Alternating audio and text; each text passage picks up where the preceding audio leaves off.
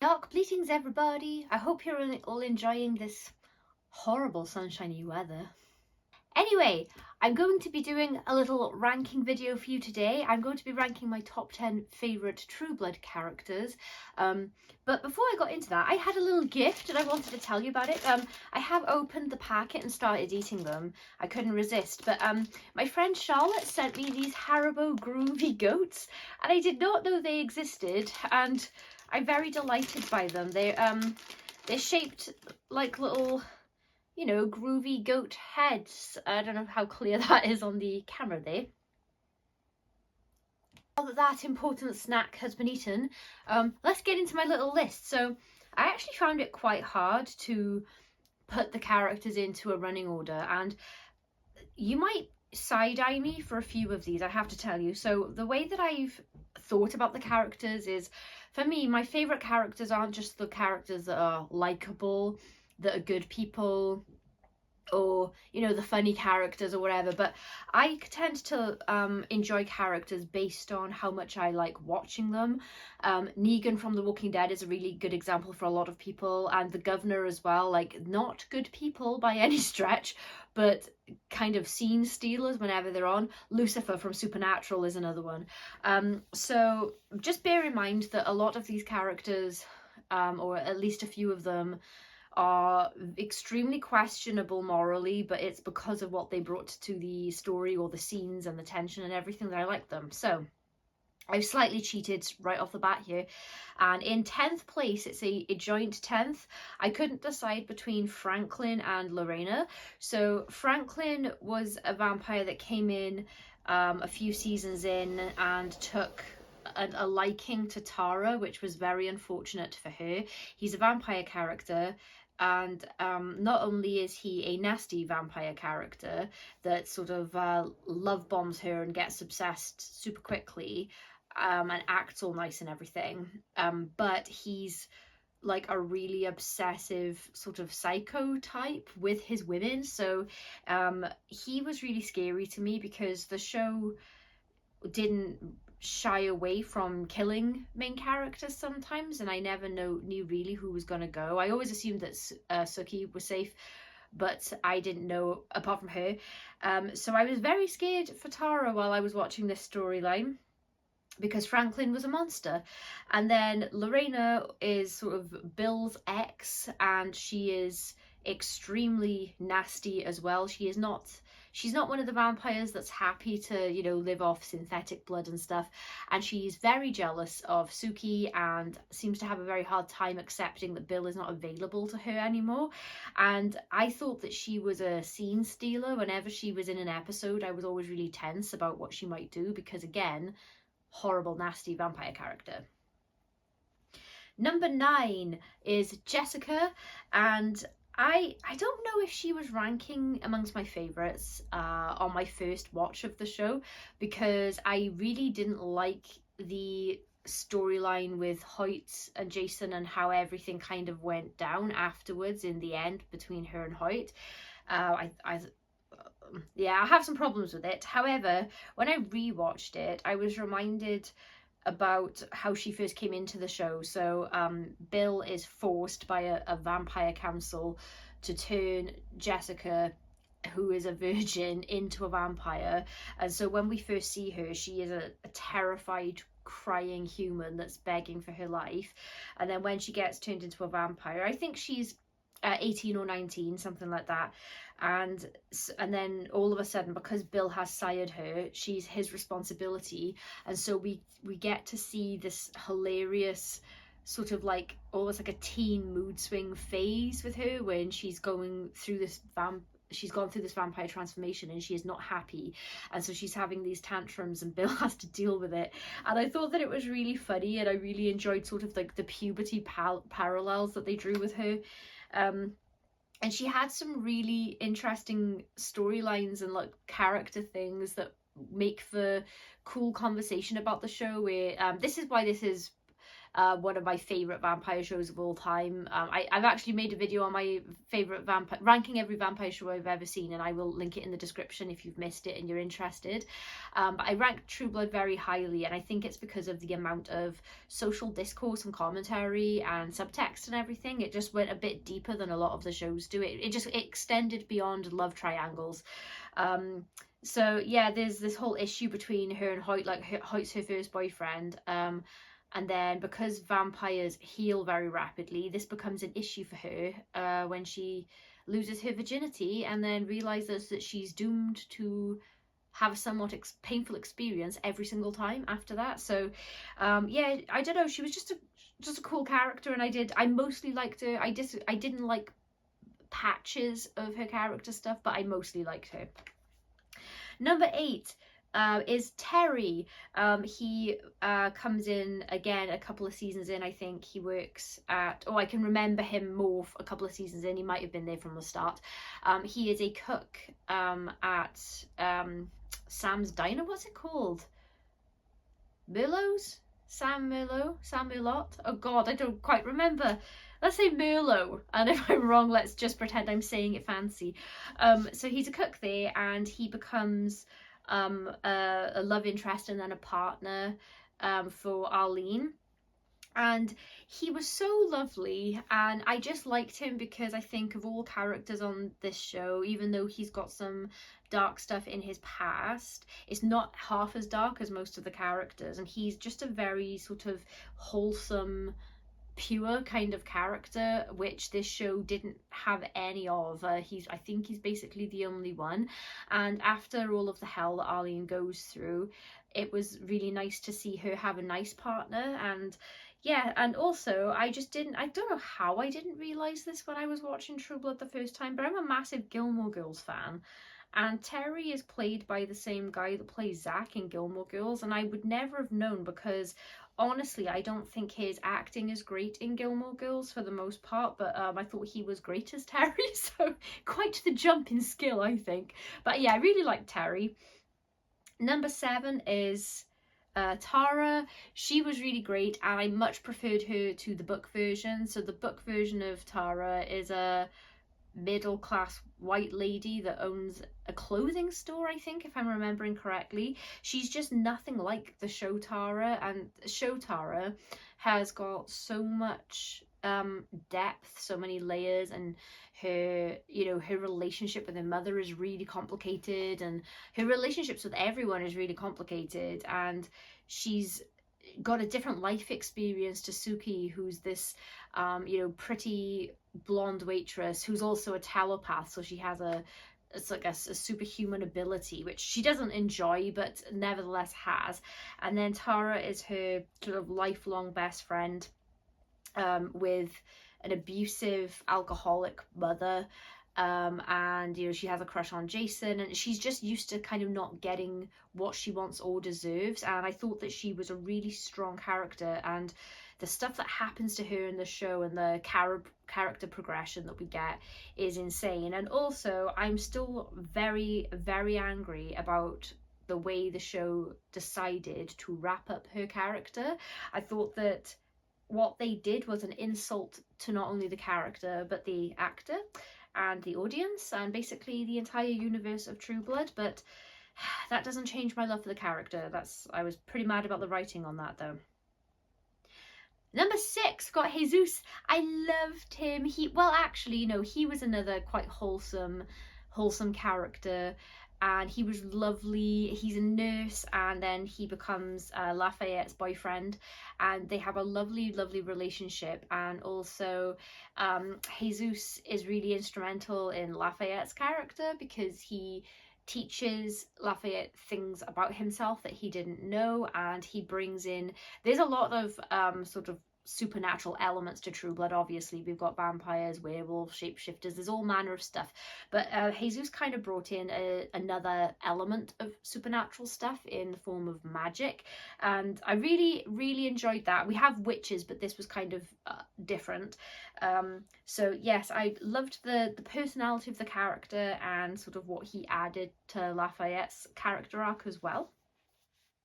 The top 5, I actually found it really hard to put these in an order because at various points all of these characters were my favourite character for a stretch. But in number 5 I've put Ginger.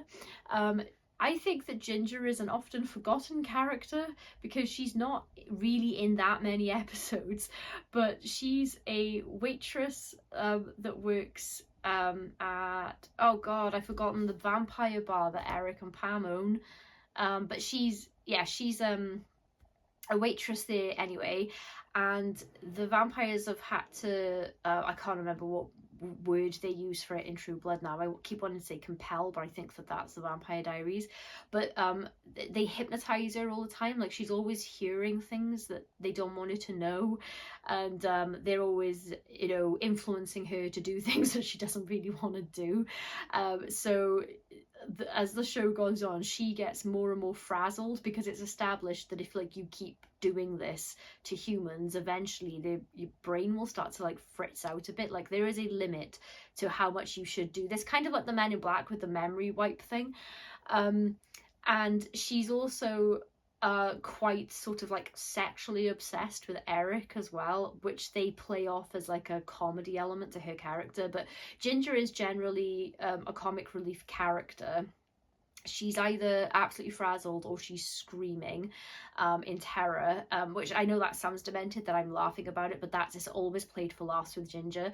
And then there's I don't remember which season it is, but they give us some backstory for when Eric and Pam first met Ginger and how she came to be working in the bar. And when you see the backstory, it's like, it's so tragic about where she ends up, like, as in her personality, but it is so much funnier. So yeah, I absolutely loved Ginger. I thought the actor was great, and I can't remember anyone's real names today. Sorry about that. I'm usually a bit bad with my actor names. But she's another scene stealer. Every single time you see her, it was all about her. Every scene she was in, even if she was just standing in the background, I couldn't help but watch her. But yeah, absolutely loved Ginger. I thought she was great.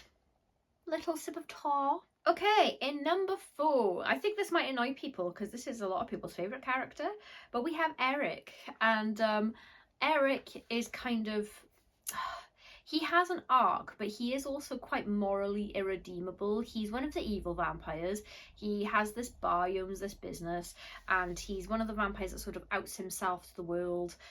When in the world of True Blood, the vampires all sort of like out themselves to the humans and they want to sort of live alongside them and whatever.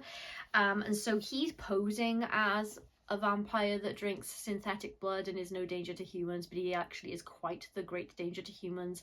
And he's pretty evil. He's soulless. He has no conscience. But he's really, really, really funny. And I've made this point before in Walking Dead videos that if you're a man in a TV show and you're hot and funny, the audience will basically give you a pass for anything. And I'm not saying that that's a good thing, but in the case of True Blood, even though this show isn't, it's a weird one because it's so funny, True Blood, but also it isn't played as a comedy. It's played straight, which is probably why it's funny. It's not like written as a comedy show. It's a sort of adult violent drama with vampires and supernatural creatures. But I think tonally, we meet Eric and we know he's a massive threat, but he's just always so interesting to watch. And so I didn't want to like his personality, but I just really couldn't help it because the writing's good. But he just brings an edge into every other character that he comes across. So he becomes an issue for Suki, he's an issue for Bill, he's got this really complicated, deep relationship with Pam. He gets, you know, he ends up having this like horrible relationship with Lafayette, and that changes like the character dynamics and everything. Like, it's just, yeah, he's an issue, but he's always a really entertaining issue. Number 3, speaking of irredeemable, absolutely heinous monsters, it's Russell Edgington. I think that's his surname. So Russell is it's played by Dennis O'Hare. I knew I'd remember at least one actor's name now. Dennis O'Hare, I also know from American Horror Story, he sort of famously played Liz Taylor in season 5 Hotel of American Horror Story. He's also in season 1. He turns up in several seasons, and I always like him. I just think he's a really talented actor, but I think that this is the first place I saw him in True Blood, and Russell was like the most formidable foe the show ever had, in my opinion. He was crazy, super violent, not for sort of co-living with humans and sort of suppressing his vampire instincts at all. So he was a massive, massive threat to just the human world, but he was also a massive threat to the vampire world because he was a king. They do have sort of like vampire leaders and royalty and monarchy in this universe, and so he had a lot of say over like vampire councils and things. Like he's a problem for absolutely everybody, and one of the greatest plot points ever came out of Russell's introduction to the show, because he undermines everything that the vampires have been trying to do since they revealed themselves to humans. So he turns up in a new studio uninvited. I think he just rips the head right off the news anchor and then declares to everybody, we said we weren't a threat, but we absolutely are. We're better than you, and you're all going to die. And it was just like, it threw just the biggest spanner in the works for both of these worlds and how they coexist together. And again, it was like Franklin and Lorena. He was so unpredictable, I never knew what he was going to do, but he obviously posed a much greater threat to absolutely everybody, which is why he's so far up my list. And he was just, yeah, super thrilling to watch, and I was really sad when he left the show. Okay, these top 2 were the hardest for me to rank, but ultimately, and they swap around all the time, but number 2 I've got Lafayette. He's another fan favourite, and for really, really good reason. He's the chef at Merlot's, and he's friends with Suki, friends with Jason, friends with Sam. He's like basically friends with everybody, and he's a really funny, sassy character, and he ends up developing complex relationships with everybody. He makes his money dealing drugs and doing sexy things for cash for vampires at some point. I don't think he starts off with the vampire lusty stuff, but that becomes a thing later on. And he's a very like empathetic character, but he's also like really strong, emotionally really strong, and like he's not the kind of person you can just like mess with and he'll just put up with it. And I just loved him. There was just, in my opinion, just nothing not to love about Lafayette. One of my favorite characters. Again, really, really happy that they completely deviated from what they did in the book, because the end of the first book, spoilers for the first book, sorry, but the first book ends with Lafayette is dead. The show kind of cliffhangered us a little bit on a mystery of that, but they didn't run with the book, which I was really, really happy to read, because it would have been such a shame to have axed such a great character. And this means that my number 1 pick is Pam. I just loved Pam. She's just so cool and kind of low-key. Just wished I was Pam for a lot of the time, even though she is also a people munching in more ways than one threat to human civilization. But she's, I think, some of the most interesting and emotionally poignant parts of the show were done through Pam, especially through her relationship with Eric, because Eric sired her, so she has this really deep bond, and there's a really like clear sense of like deep love between them and I didn't know how to interpret it at first, because I didn't know if they were a thing, if they'd ever been a thing, but then later on it felt very much like a sibling relationship almost. And she's the one who kind of keeps him in line, and she's like running the bar most of the time, doing the books and just keeping things straight, and she's really dry but really funny. She's the only one that can kind of tell Eric off and get away with it. And yeah, she just goes through some really interesting character arcs herself, because initially she does not care for Suki. She's not interested in her at all and would sooner see her dead. But then later on, she does Suki the biggest favor that could be asked. I don't want to spoil it. I've been trying not to spoil the show as I've been doing this list, as you might guess, because I really think if you like vampire stuff, you should watch this. Not with people you're embarrassed about seeing sexy stuff with, though, because there's quite a lot of sexy stuff in this show. But yeah, basically Pam was just an absolute queen, and I loved her, and she'll probably always be like just my favourite character above Lafayette and everybody else. But yes, Pam's the one for me. I would love to know your rankings, as always. If you're a True Blood fan like me and you have favourites, I would love to know who your favourite characters are and why. And I'd love to know if you disagree with any of my rankings, or if you think I'm demented for the amount of evil people. But most of all, I would love to know people's takes on Ginger, because no one ever talks about Ginger. I've seen so many articles and reviews and videos that are talking about Suki, Bill and Eric, and I've seen a lot of people talk about Lafayette and Pam, and then the villains as well, the villains of the show, but I never see anyone talking about Ginger. So I would love to know people's favourite Ginger moments, and if you're a Ginger fan like me, out yourself so we can form a little Ginger loving gang. If you missed the video last week where I announced changes to the channel, there will not be a gaming video here on this channel tomorrow. I don't know if we've been able to manage this in time, because we had a few things like getting on our feet with the gaming channel, but we have launched Happy Goat Gaming, and we're going to do our gaming content over there. Mikey has been hard at work porting all of our Silent Hill 2 remake videos over to that channel so that the whole playlist will be in one place there. We're not going to delete everything off this channel, and we're not going to move all of our gaming stuff over to the other one because it will take forever. But yeah, Silent Hill 2 remake onwards is going to be over there, so I'll put a link to that in the description as well. And the last thing that I want to quickly mention, because Mikey, my brother, who I do the gaming videos with, is really bad at self-advertising. I understand, because I never talk about my books because for some reason self-promotion is really cringy to me.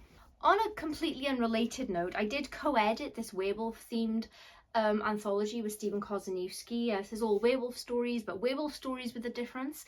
I would like to think I have a story in here.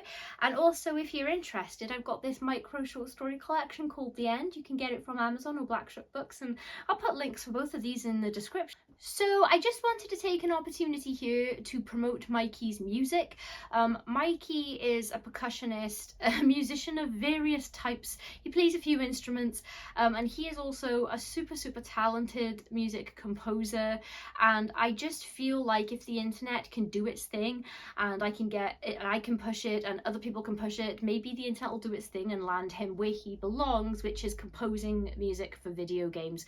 He's so talented. I'm going to link one of his videos. He's got a separate music channel for his compositions. I'm gonna link one of his more recent tracks in the description below because it's my current favorite, but you'll be able obviously to see all of his stuff there if you want. I would so appreciate it if you enjoy listening to a little bit of instrumental tunage, if you'd go check it out and subscribe to his channel and share if you can, or if you're willing. I just, you know I sound just like proud big sister, but honestly, when you hear his stuff, you'll realize it's not unwarranted, and I'm not just being proud big sister. Like, he's super talented, and his work is really cool. So yeah, I just wanted to shout out Mikey, and just help promote him a little bit in lieu of his own lack of self-promotion. Alright, so I'll see you on the gaming channel possibly tomorrow, but I'll be back with a bookish video on Saturday and then an author interview on Sunday. I hope you're all having a lovely sunshiny day. Bleed!